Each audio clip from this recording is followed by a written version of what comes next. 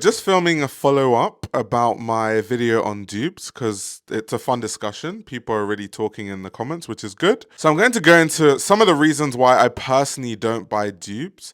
That's not to say there's necessarily anything wrong with buying dupes because there's so many circumstances where there isn't an issue, which is why I don't really judge people for doing it. Just because I wouldn't do something doesn't mean I now think you're evil for not doing what I do. That's weird. So first, you have to think of brand ethics.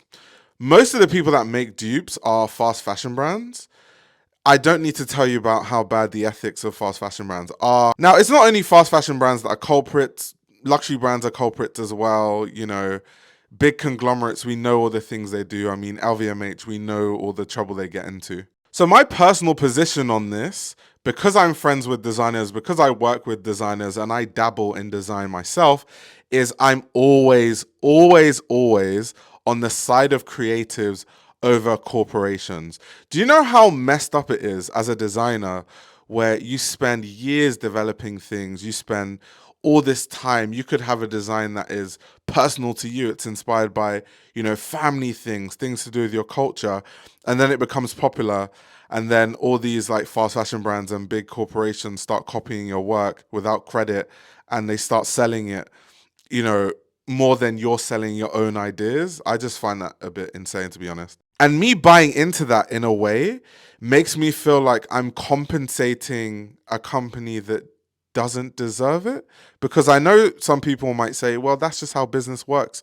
You need to get the IP, and that's fine. That's why I said, for me, it's more of a conversation of personal ethics rather than what the legalities are of it or what the law says about it. And so that's what I mean when I say if I can't afford the original design, I just won't buy it. But that's only in that specific case where the original design is more expensive. It's actually not in every single case. And I thought people would understand that this is a case by case basis, but clearly people don't.